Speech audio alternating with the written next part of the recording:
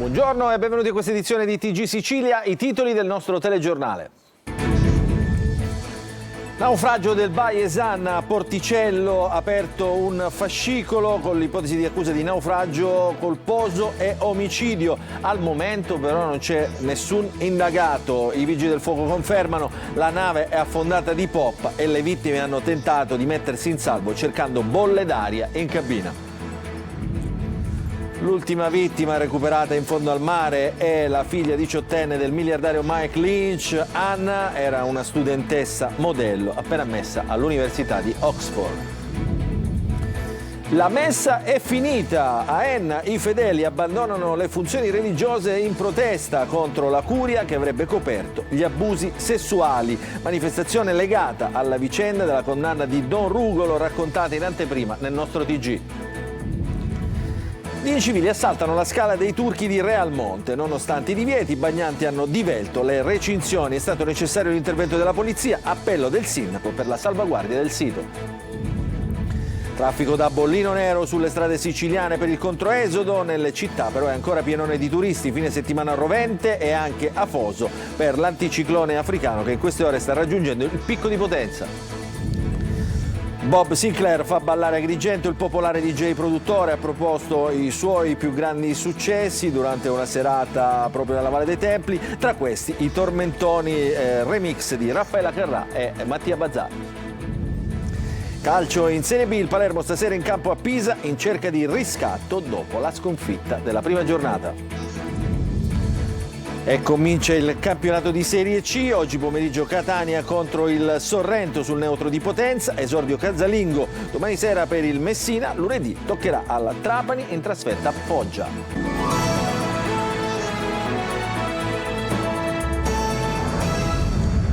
Ancora buongiorno, apriamo il nostro telegiornale con la tragedia di Porticello. Non c'è alcun indagato nell'inchiesta per l'affondamento del Baiesan, il veliero di lusso colato a picco lunedì scorso, causando la morte di 7 persone. Si indaga sulla presenza di un uomo dell'equipaggio in plancia, il servizio di Manlio Viola.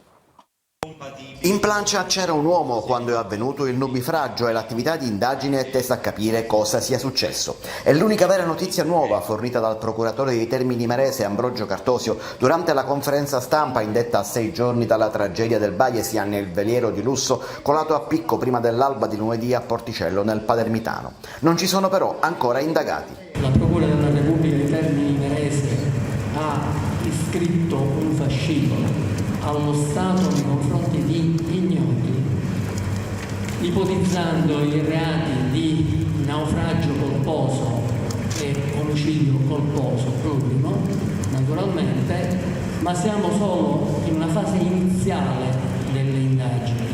Bisogna stabilire a chi sono ascrivibili questi reati, ha continuato Cartosio. Stiamo studiando e valutando chi ha responsabilità di quanto accaduto, se il comandante, se l'intero equipaggio o i costruttori. Sarà fondamentale il recupero del relitto, per il quale bisognerà attendere almeno 8 settimane, ma non è detto che per iscrivere qualcuno nel registro degli indagati si aspetterà di analizzare l'imbarcazione. Silenzio invece sulla ricostruzione, sulla presenza di portelli aperti e sulla posizione della deriva mobile. Non si deve tenere in considerazione soltanto la fase dell'inabissamento che è stata veloce, dunque essenzialmente tenendo in considerazione proprio queste fasi, ecco che si dovranno appunto approfondire tutti i comportamenti tenuti dall'equipaggio e soprattutto approfondire anche le condizioni meteorologiche presenti al momento stesso, confrontandole appunto con i dati che sono pressoché già pubblici. Unico dettaglio confermato dallo stesso sostituto procuratore Caramanno, il fatto che nessun membro dell'equipaggio è stato sottoposto ad alcol test o test antidroga. Sull'affondamento accertato invece che l'imbarcazione si è inabissata di poppa e poi si è adagiata sul fondo sul lato destro. I cadaveri sono stati recuperati in 2 cabine del lato sinistro, 5 nella prima e l'ultima cadavere recuperato, la giovanissima Anna Lynch, nella terza. Allora, avete sentito, l'ultimo cadavere recuperato è proprio quello della diciottenne Anna Lynch, che viene ricordata dalla sorella maggiore come una ragazza, un angelo, e la sua migliore amica. Era una studentessa brillante e appena ammessa all'Università di Oxford. Il ritratto in questo servizio di Emanuela Corsi. Hannah spesso irrompeva nella mia camera da letto e si sdraiava con me. Mi portava un amore sconfinato. È straziante il ricordo di Anna Lynch, morta assieme al padre nel naufragio del Baesian al largo di Porticello, fatto dalla sorella maggiore Esme. Era solidale e gioiosa, prosegue il racconto, la migliore amica per me. Aveva ancora un amore infinito che volgeva tutti i suoi amici e una fortissima passione per i suoi amati studi e obiettivi. È il mio piccolo angelo, la mia stella, conclude la sorella. Hannah, di appena 18 anni, era la più giovane delle 7 vittime di questa tragedia sulla quale ruotano ancora molti dubbi e punti oscuri. Per tutti era una studentessa modello, gentile e sempre solare, come racconta al Telegraph un'ex compagna di classe. La ragazza era apparsa sui social nelle scorse settimane mentre era al ballo di fine anno organizzato dalla sua scuola assieme agli altri ex allievi. Era una giovane donna intelligente, nonché una convinta femminista, hanno dichiarato alcuni amici al Times. Amava i libri e la poesia. Lo scorso anno aveva vinto anche un premio proprio per la poesia e si accingeva a una brillante carriera universitaria. La diciottenne infatti era stata appena ammessa all'Università di Oxford dopo aver brillantemente superato l'esame di maturità detto A-Level nel Regno Unito e aveva un posto confermato per il corso di lingue e letteratura inglese al Trinity College a partire da quest'autunno. Il prestigioso ateneo britannico in una nota si è detto molto rattristato per la tragica morte. Il Trinity e la facoltà di inglese non vedevano l'ora di accogliere Hannah all'università e porgono le più sentite condoglianze alla sua famiglia e ai suoi amici. A quel corso di studi purtroppo Hannah non parteciperà. La sua giovane vita si è spezzata durante quella vacanza in barca per festeggiare l'assoluzione del padre, che si è trasformata in una tragedia. E adesso ci occupiamo invece di un maxi sbarco, l'ultimo che è venuto a Lampedusa, dove è stato soccorso un barcone. Sono sbarcati appunto 125 migranti, tra cui 4 donne e 5 minori. La Guardia di Finanza ha agganciato anche altre imbarcazioni, un gommone bianco con a bordo 36 persone, tra cui siriani, sudanesi, pakistani, partiti appunto dalla Libia, e dunque salgono a 5 nel giro di poche ore gli sbarchi a Lampedusa, dove sono giunti complessivamente 301 migranti. Adesso cambiamo argomento, ci spostiamo ad Enna, dove un gruppo di fedeli ha abbandonato la messa di 2 chiese in cui si celebravano appunto le funzioni dirette da preti che sarebbero coinvolti nella vicenda di Don Giuseppe Rugolo, il sacerdote condannato a 4 anni e mezzo di carcere per violenza sessuale aggravata a danno di minori. Una protesta silenziosa rivolta contro la diocesi di Piazza Armerina che lo avrebbe coperto. La storia di Rugolo l'abbiamo raccontata in anteprima anche nel nostro telegiornale. E allora il servizio è di Gerry Italia. Il video è ormai diventato virale su tutti i social e mostra le immagini della clamorosa ribellione che numerosi fedeli hanno messo in atto in alcune chiese di Enna e Piazza Armerina, dove officiavano prelati collegati alla vicenda di Don Giuseppe Rugolo, il sacerdote condannato a 4 anni e mezzo di carcere per violenza sessuale aggravata a danno di minori. Un flash mob coordinato contro i silenzi della diocesi di Piazza Armerina davanti a 2 delle chiese più importanti di Enna, la parrocchia di San Giuseppe e il santuario di Valverde, e che poi si è spostata anche nel piazzale della cattedrale di Piazza Armerina. I credenti che hanno aderito all'iniziativa non appena sono entrati i preti per celebrare la messa si sono alzati in massa e hanno abbandonato le chiese, esponendo all'esterno degli edifici di culto dei cartelli con alcune frasi del Vangelo e uno più grande con la scritta "Non accetto prediche da chi copre un abuso". Una protesta silenziosa rivolta contro la diocesi di Piazza Armerina che, secondo le motivazioni della sentenza di condanna, sarebbe stata a conoscenza degli abusi di Don Rugolo e lo avrebbe coperto. La vicenda giudiziaria, infatti, come raccontato in anteprima dal nostro TG, allunga la sua ombra non solo sul caso di violenza e abusi acclarato dal tribunale ennese, ma anche sul ruolo che la curia, nella persona del vescovo di Piazza Armerina Rosario Gisana, non imputato nel processo, avrebbe avuto nell'insabbiare il caso. La curia vescovile della diocesi di Piazza Armerina infatti è stata riconosciuta responsabile civile e dovrà rispondere in solido con Rugolo del risarcimento delle parti civili. Il vescovo Gisana, secondo i giudici ennesi, insomma, non poteva non sapere e avrebbe facilitato con il suo comportamento gli abusi perpetrati dal sacerdote. Ed è contro questo silenzio prolungato della diocesi e del suo vescovo che sostanzialmente i fedeli hanno protestato nell'attesa di una presa di posizione della curia sulla vicenda che ancora tarda ad arrivare. E adesso la cronaca, i carabinieri hanno arrestato a Catania un pusher trentenne che spacciava cocaina e crack nella sua abitazione del quartiere San Cristoforo. I militari dell'Arma lo hanno bloccato durante un blitz in casa sua, un monolocale al piano terra, come si vede dalle immagini, protetto da un portone di ferro e da telecamere a circuito chiuso. Hanno sequestrato 10 grammi tra cocaina e crack, materiale per il confezionamento della droga, addirittura un pulsante che apriva a distanza il portone di ferro e un monitor collegato a 3 telecamere. Il trentenne aveva in tasca inoltre 100 euro, anch'essi sequestrati. Il pusher è stato posto a disposizione dell'autorità giudiziaria che ha convalidato l'arresto e disposto la sua custodia in carcere a Piazza Lanza. Ad Agrigento turisti e vacanzieri incivili forzano la recinzione della Scala dei Turchi di Realmonte, non curanti delle regole poste per la salvaguardia di uno tra i 100 geositi più importanti al mondo. Servizio di Davide Sardo. Il periodo ferragostano ha infuocato la Scala dei Turchi di Realmonte e non solo per le temperature roventi come non mai.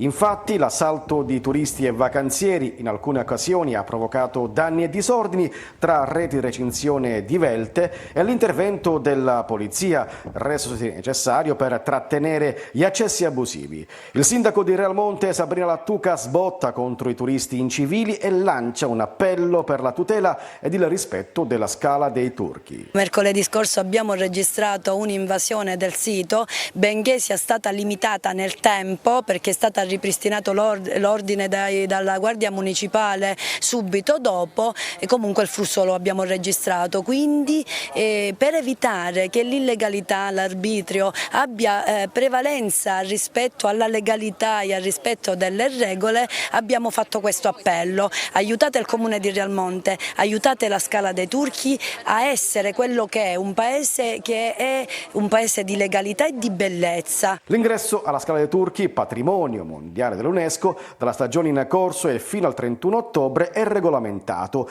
Visita da 30 minuti con un numero massimo di 20 persone per fascia oraria sia al mattino che al pomeriggio e con biglietto acquistato preventivamente. Inoltre sono stati predisposti altri tipi di pass a pagamento per fruizione e svolgimento di attività varie.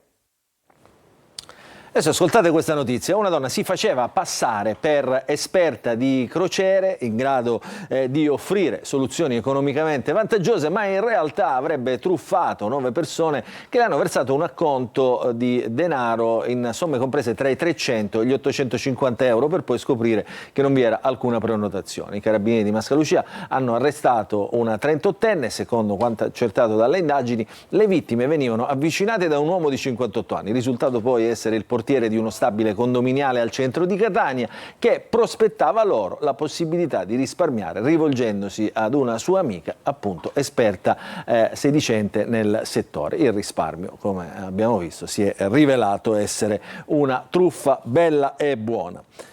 E adesso parliamo di vacanze vere, ultime settimane di agosto, sempre con il pieno dei turisti in Sicilia. A Catania, complice la sosta delle navi da crociera, si riempie il centro storico tra chi si gode l'ultimo giorno di vacanze e chi le deve ancora incominciare. Eva Spampinato. Vacanze finite o appena iniziate? Finite purtroppo. L'ultimo giorno di vacanza, poi domani si rientra. No, ancora devono incominciare. Agosto, crocevia dei vacanzieri. Tra chi si gode l'ultimo giorno di sole, granite, passeggiate culturali nel centro storico di Catania e chi programma le vacanze ancora da vivere. Settembre è più bello, il mare è più bello, meno confusione, meno stress. La vacanza non deve essere stress, deve essere relax e divertimento. Magari anche un po' più economica. Anche. Facciamo delle vacanze giornaliere qui in Sicilia stesso, insomma. Prendere fresco Etna, Milo, queste zone qui. Che sia agosto o settembre, l'importante è che sia in Sicilia. Sicilia, yeah! Oltre alle bellezze artistiche che riservano le nostre città, c'è una bellezza tutta gastronomica da tenere in considerazione quando si sceglie il luogo dove trascorrere le ferie. Tu hai provato tutte e due, dolce e salato. Ti piace cosa? Basa sul lima? Sì. Giusto. Dolce. Salato. Arangina. La pesce col tuppo è buonissima. Tuppo, il tuppo con 2 P. Ah, il tuppo. Tra selfie, ombrelli, parasole e una piazza Duomo che brulica di turisti, complice la sosta della nave da crociera al porto di Catania. E c'è chi ne approfitta per cogliere l'animo visivo dei catanesi. Vacanze fotografiche, sì, visto che abbiamo questa passione di andare in giro, fare qualche scatto. Caratteristica di Catania è la pescheria, i volti, il pesce, i colori del pesce, i riflessi dell'acqua. Cartoline digitali che, contrariamente alle aspettative, non battono la cartolina vecchio stile, questa. Se ne vendono ancora di più di quando se ne vendevano prima. Lei pensa, prima le compravamo a migliaia, ora le compriamo a 10.000. Quindi la differenza addirittura è decuplicata rispetto a quando era prima. Sembra assurdo, ma è così. Beh, bellissimo. Adesso ci occupiamo anche di traffico, bollino nero per il controesodo. A Messina oltre 2 ore di attesa per imbarcarsi sui traghetti, code che raggiungono il Viale Boccetta. Il clou è atteso però per il primo pomeriggio. Francesco Triolo. Il primo weekend da bollino nero per il traffico da controesodo è scattato nel pomeriggio di ieri, quando i vacanzieri hanno iniziato a lasciare la Sicilia. La coda di auto in fila sulla cortina del porto di Messina in attesa di imbarcarsi sulle navi della Blue Ferries e quelle sul Viale della Libertà verso le compagnie private di navigazione testimoniano come in molti abbiano pensato anche di anticipare la partenza. Oltre 2 ore di attesa ieri, altrettante questa mattina, e proprio oggi è atteso il boom delle partenze con il piano del Comune di Messina che è stato attivato sino al livello 4, quello più alto, che prevede la deviazione sulle strade limitrofe all'arteria che porta al serpentone di Caronte Tourist. Se le navi in servizio delle compagnie private che fanno la spola anche questa mattina dalla Sicilia a Villa San Giovanni, pronte a diventare 8 nel caso in cui il traffico dovesse diventare più intenso, come avvenuto nella giornata di ieri, soprattutto nel pomeriggio. Altre 4 quelle di Blue Ferries, 3 dal Porto Storico, una da Tremestieri. La coda anche questa mattina ha raggiunto il Viale Boccetta. File, caselli e traffico intenso anche sulle autostrade A18 e A20 gestite da Autostrade Siciliane, e ANAS ha inserito anche la Palermo-Catania e la Palermo-Mazzara tra quelle dove si registra una intensificazione della circolazione. E questo sarà un altro fine settimana caldo in Sicilia. L'anticiclone africano si farà sentire almeno fino a lunedì, poi dovrebbe arrivare per qualche giorno la pioggia. Il servizio di Francesco Loi. La Sicilia è nella morsa di un altro anticiclone africano, con temperature al di sopra della media. Tempo stabile su tutta la Sicilia, con solo qualche annuvolamento nel pomeriggio sui rilievi. Le temperature sono previste in aumento, soprattutto sulle zone interne, dove potranno raggiungere anche i 34-36 gradi, in particolare tra domenica e lunedì. Ma attenzione, dalla prossima settimana potrebbe arrivare il maltempo. Una perturbazione interesserà il nord Italia, ma avrà ripercussioni anche al sud. Questo determinerà un aumento dell'instabilità, soprattutto nella giornata di mercoledì, quando delle piogge e dei temporali potranno interessare in particolare le zone interne dell'isola, e localmente nella giornata di mercoledì anche la costa. Le temperature di conseguenza diminuiranno. Da giovedì comunque dovrebbe ritornare l'alta pressione, tradotto sole e caldo. La temperatura del mare è uno dei fattori che favorisce l'insorgere di temporali intensi, accompagnati anche da colpi di vento e grandinate. Quindi ecco, nei prossimi mesi purtroppo il rischio di questi fenomeni è in aumento. Adesso ci occupiamo di musica. Tra i suoi successi ci sono anche i remix di brani famosissimi di Raffaella Carrà e De Mattia Pazzara. Stiamo parlando di Bob Sinclair, che per la prima volta si è esibito ad Agrigento e ha fatto ballare, c'era da aspettarselo, praticamente tutti. Eva Spampinato.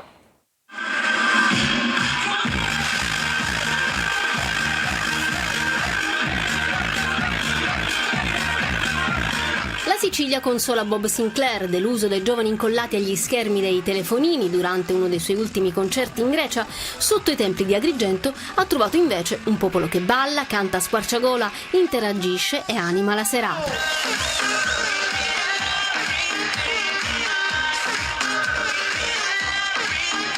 Agrigento batte Mykonos, dunque lo vedete. Per la superstar della console era la prima volta nella città dei templi. Sold out il concerto evento, 2 ore di DJ set tra elettronica, omaggi al rock rivisitati in chiave dance e le hit che l'artista francese ha confezionato in oltre 20 anni di carriera. Ma anche gli immancabili remix che diventano tormentoni e che strizzano l'occhio alla musica italiana, da Raffaella Carrà ai Mattia Bazzari.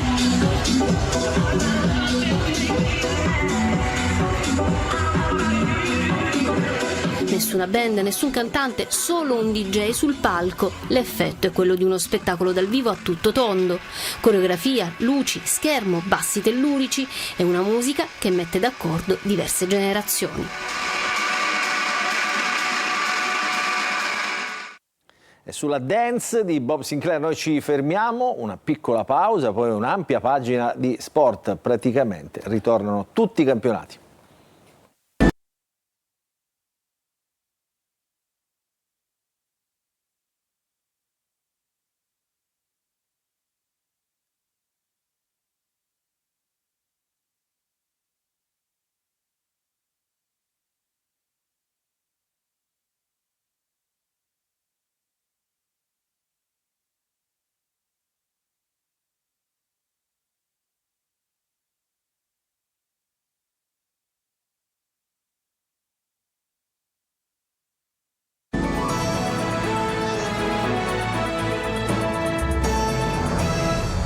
Ancora ben trovati nella seconda parte del nostro telegiornale, apriamo la pagina del calcio. Stasera torna in campo il Palermo che giocherà all'Arena Garibaldi contro il Pisa. Il tecnico Dionisi non dovrebbe cambiare quasi nulla rispetto alla prima giornata di campionato in cui il Palermo è stato sconfitto contro il Brescia. Il servizio di Marco Gullà. Riscatto è l'imperativo che regna in casa Palermo per la partita di questa sera a Pisa, la seconda giornata di campionato. La prima è stata disastrosa con la debacle di Brescia. Alessio Dionisi ha corretto con la matita blu i tanti errori della sua squadra da non ripetere oggi all'Arena Garibaldi. Il Palermo vuole riprendere subito il cammino. L'ambizione c'è. Non può non esserci, c'è perché questo mestiere ti porta ad averne e che lo si possa pensare o meno è veramente la linfa, è la benzina, è il motore per ognuno di noi, l'ambizione di aver sempre qualcosa in più, di provare a prendere anche quello che magari non è nelle tue corde, quindi i ragazzi giovani loro ce l'hanno, però poi trasferirlo nel campo tutti insieme, in tutti i momenti, nelle difficoltà soprattutto, non è una cosa comune a tutti. E andiamo alla probabile formazione in porta Desplanche di Achitene, Del Ciaro, Nicolao e Liundi in difesa, Blen, Saric e Ranocchia, centrocampo, Insigne, Brunori e Di Francesco in avanti. Il Pisa di Pippo Inzaghi è squadra solida, compatta, in avanti ci sarà spazio per Tramoni, Moreo e Bonfanti. Start alle 20:30. E 13 anni dopo nel Palermo ritornerà Salvatore Sirigu, il portiere appunto dell'era Zamparini, che ritorna con un contratto, ha firmato appunto un contratto fino al termine della stagione causa l'infortunio di Gomis. Quindi Sirigu farà coppia con Desplanche. Sirigu vanta ovviamente nel suo palmarès gli europei del 2021 vinti con l'Italia e il fatto di aver indossato anche le casacche prestigiose come quella del Paris Saint-Germain. Adesso ci occupiamo del Catania che esordirà oggi in campionato a Potenza contro il Sorrento, solo 19 convocati di cui 6 under. I rossazzurri proveranno a fare il risultato come hanno fatto nelle stesse condizioni in Coppa Italia contro il Crotone. Marco Carli. Nuova partita, stesso Catania. Alla prima di campionato i rossazzurri si presentano con quasi l'identica situazione della gara di Coppa Italia col Crotone. 19 convocati, di cui 6 under, non c'è Bua che come anticipato lascerà il Catania, non c'è Carpani, squalificato, inseriti in lista Celli e De Luca. Per il resto i disponibili sono rimasti gli stessi di una settimana fa, per dirla con Toscano è tutta una questione di paletti da rispettare. Ci vorrà del tempo e della pazienza perché è solo da una settimana, 10 giorni che il progetto nuovo sta iniziando, ci sono delle dinamiche e dei paletti che dobbiamo rispettare e stiamo rispettando, quindi cercherò di mettere la migliore formazione possibile. Grande lavoro, oltre quello già fatto, attenderà Faggiano la prossima settimana. Almeno 5 i giocatori prenotati con quelli che si allenano già in gruppo, con il solito fil rouge del prima le cessioni che servono per rispettare i paletti appunto. Intanto Toscano fa di necessità virtù e mette in campo il meglio che ha, che, va detto, ha dato già risposte con il Crotone in Coppa, facendo capire di cosa potrà essere capace la squadra quando sarà finalmente completa. Oggi a Potenza col Sorrento il consueto 3-4-2-1 potrebbe vedere le varianti di Castellini sull'esterno a destra con quelli in difesa e De Luca in appoggio a Popovic insieme a Luperini.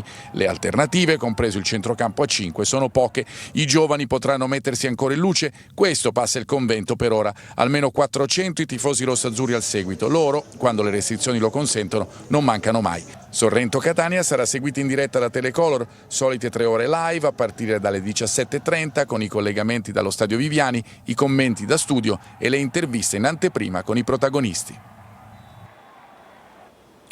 Esordio casalingo invece domani sera per il Messina contro il Potenza, il Messina ha ceduto il centrocampista Franco al Picerno, il Trapani invece, altra squadra di Serie C siciliana, scenderà in campo lunedì contro il Foggia, il servizio di Sergio Golosi.